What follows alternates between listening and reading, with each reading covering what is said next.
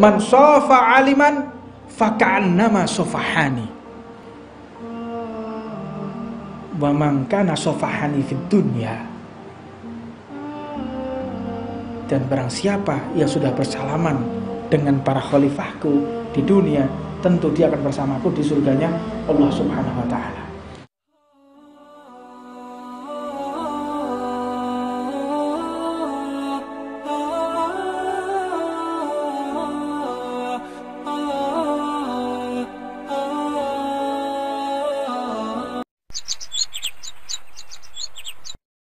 Bismillahirrahmanirrahim.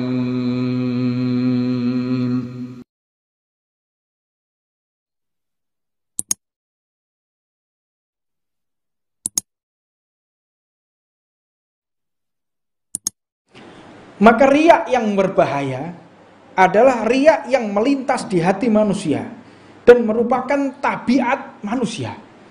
Makanya yang paling berbahaya ini adalah para ulama, guru ngaji, para masyayikh, para habaib, yang dia ketika dicium tangannya, dia merasa lebih mulia daripada orang yang mencium tangannya. Ini kalau sampai dilakukan, saya dicium tangannya, merasa saya lebih mulia, ini menandakan orang tersebut telah dirubah dan dihinakan oleh Allah Subhanahu wa ta'ala. Makanya ketika kita mencium tangan mereka, niat, aku mencium mereka karena ini tangan sebagai tangan khalifahnya Rasulullah. Kalau kita mencium tangan guru kita, pegang dengan ta'zim, pegang dengan penuh hormat, pegang dengan penuh sayang. Lihat dengan adab, sopan santun, fantasikan dalam hati kita, ya Allah, saya tidak bisa mencium tangan Rasulullah, tapi saya mencium tangan orang sebagai tangan kanannya Rasulullah. Berkah buat kita semua. Jangan cuma kita salaman, ya salaman, prosedur aja. Salaman hanya untuk memberikan hormat, enggak. Ta'zim. Tanamkan dalam hati. Ketika saya mencium tangan guru saya Habib Jamal, ketika saya mencium tangan Habib Umar, saya bayangkan lagi mencium tangan Rasulullah. Ya Allah, saya mencium tangannya Nabi Muhammad ini. Dan itu yang dirasakan oleh para orang-orang yang terbuka hijabnya. Ketika mereka merindukan Rasulullah, maka bertemulah kita dengan para habaib, dzurriyyah Nabi Muhammad, sama ubahnya seperti kita bertemu dengan baginda Nabi Muhammad SAW. Sampai Nabi Muhammad itu menjelaskan, man kana jalasa aliman faka'annama jalasani. Man kana ra'a aliman faka'annama ra'ani. Barang siapa duduk bersama orang alim sama seperti dia duduk bersama aku, kata Rasulullah. Barang siapa melihat wajah mereka seperti mereka melihat wajahku, kata Nabi Muhammad. Man sofa aliman faka'annama sofahani wa man kana sofahani fid dunya. Dan barang siapa yang sudah bersalaman dengan para khalifahku di dunia, tentu dia akan bersamaku di surganya Allah Subhanahu wa ta'ala. Diceritakan ada salah satu ulama, beliau itu Sayyidina Muhammad Maula Dangkal. Beliau itu dakwah di Samudra Hindia, di tepi Samudra Hindia. Beliau itu menghadapi raja kafir yang bukan beragama Islam. Sehingga setiap hari beliau berhasil mengislamkan 100 orang. Setiap hari mengislamkan 100 orang. Sehingga raja yang non muslim itu beliau gerah melihat masyarakat setiap hari masuk Islam. Sayyidina Muhammad Maula Dangkal salah satu habaib, cucu daripada Sayyidina Hasan radhiyallahu taala anhu wa radhahu wa nafa'anallahu bi ulumih. Sayyidina Hasan, beliau Al-Hasani, Sayyidina Muhammad Maula Dangkal Al-Hasani. Beliau ini ketika dakwah 100 orang tiap hari, akhirnya diancam oleh raja, wahai engkau pendakwah yang aku akan membunuhmu. Jika engkau tidak berhenti berdakwah, maka aku akan hancurkan hutanmu ini dan aku akan bunuh engkau, akan aku bakar engkau hidup-hidup. Akhirnya beliau pun mengatakan, jika memang Allah mengizinkan engkau membunuhku, aku tentu akan mati. Namun aku akan berdoa kepada Allah. Ad-du'a silahul mu'min. Doa ini adalah senjata yang paling ampuh yang telah Allah berikan kepada hambanya. Maka akhirnya benar beliau tetap berdakwah di jalan Allah. Disiapkan pasukan gajah. Disiapkan pasukan gajah dengan bala tentara raja ini. Subhanallah, beliau berdoa, ya Allah, di hadapanku pasukan gajah, bala tentara yang sangat kuat, sedangkan tubuhku kerempeng begini, ya Allah. Beliau tinggal sendirian di hutan, di atas pohon. Beliau di dakwahnya tidurnya di atas pohon, tapi orang berdatangan. Orang ini berdatangan.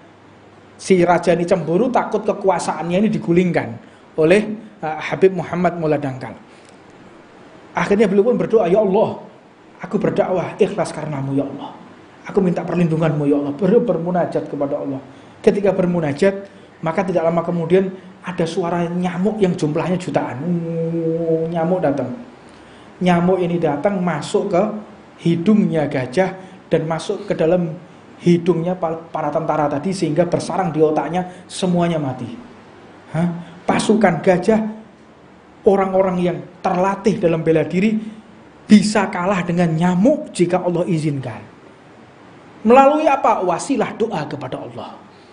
Makanya ketika kita membaca Undang-Undang Dasar 45, kemerdekaan ini atas berkat rahmat Allah. Undang-Undang Dasar negara Indonesia ini menang, bisa mengusir penjajah, bukan karena alutista, bukan karena kita jago perang, gerilya, enggak, tapi karena rahmatnya Allah Subhanahu wa taala. Nah, untuknya kita wajib berdoa kepada Allah. Wajib berdoa. Kita punya masalah, kita memiliki problem, berdoa kepada Allah, seluruh masalah kita akan diselesaikan oleh Allah Subhanahu wa taala. Dan akhirnya raja tersebut tidak mati. Karena cuma mengutus panglimanya. Enggak lama kemudian raja itu datang meminta maaf. Raja ini meminta maaf, dan akhirnya raja tersebut mencium tangan Habib Muhammad Maula Dangkal, dicium oleh raja tersebut dan diusapkan di wajahnya gini. Habib, doakan saya. Ya, doakan saya. Dan tangannya Habib tersebut dicium dan diusapkan di wajahnya begini. Ketika diusapkan, benar beliau mati dalam keadaan non muslim dan dibakar. Karena orang yang beragama tersebut itu matinya biasanya dibakar. Ini cerita terukir dalam sejarahnya mereka, bukan hanya tertuang dalam kitab. Sejarah mereka juga membahas. Raja tersebut akhirnya dikremasi, dibakar, mati dibakar, hancur hancur tubuhnya kecuali wajahnya tadi. Kecuali wajahnya diutuhkan oleh Allah, tidak bisa dibakar. Berkah apa? Salaman dengan salah satu khalifah Rasulullah SAW. Ini orang kafir yang salaman dengan mahabbah, salaman dengan cinta kepada para kiai, para ulama, para habaib, selaku khalifah Rasulullah, berhak mendapatkan syafaat. Wajahnya dibuat utuh oleh Allah, ditampakkan oleh Allah di dunia, menjadi pelajaran buat kita semuanya, bahwa mereka adalah memang utusan Allah. Para ulama, para kiai, para habaib itu adalah utusan Allah, tetapi tidak mendapatkan wahyu. Mereka adalah nabi-nabi di zaman ini. Kita ingin bertemu Nabi Musa, kita ingin bertemu dengan para nabi, temuilah mereka, para habaib. Mereka dzurriyyah Nabi Muhammad, mereka adalah para pewaris Rasulullah. Kita nggak bisa bertemu para nabi, tetapi dengan kita bertemu dengan dzurriyyah Nabi Muhammad, para ulama, para kiai kita, sama seperti kita bertemu dengan para nabi. Makanya beruntunglah kita jika di dunia ini masih mendapatkan kesempatan duduk bersama mereka di dunia ini. Mereka sama-sama mengajarkan ilmunya Allah. Mereka berdakwah di jalan Allah. Cuman bedanya kalau Nabi, kalau Rasul itu mendapatkan wahyu, sedangkan mereka melanjutkan apa yang sudah diwahyukan oleh Allah Subhanahu wa ta'ala. Sama mereka, para utusan Allah, para Rasulnya Allah. Mereka itu para Rasulnya Allah. Cuman mereka tidak mendapatkan wahyu. Mereka hanya melanjutkan daripada risalah-risalah yang telah Allah berikan kepada para nabi dan disempurnakan oleh Nabi Muhammad, dan akhirnya mereka ajarkan sekarang. Mereka mereka adalah para tangan kanan Rasulullah SAW. Mudah-mudahan guru-guru kita diberikan panjang umur oleh Allah Subhanahu wa taala, dan kita semuanya selalu mendapatkan kesempatan untuk berjabat tangan dengan mereka.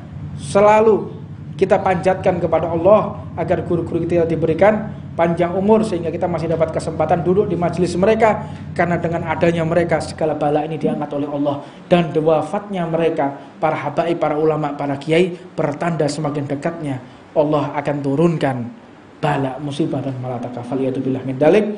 Mudah-mudahan segala apapun yang kita lakukan diberikan keberkahan oleh Allah Subhanahu wa taala. Wa sallallahu wasallam ala sayyidina Muhammadin. Rabbana atina fid dunya hasanah wa fil akhirati hasanah wa qina adzabannar. Wa sallallahu wasallam ala sayyidina wa maulana Muhammadin wa ala man habibana Umar bin Habib wa ala habibina Ahmad jamin tabi'at wa ala habibina Mahdum Ibrahim Abdul Qabil hadratin Nabi Muhammad sallallahu alaihi wasallam.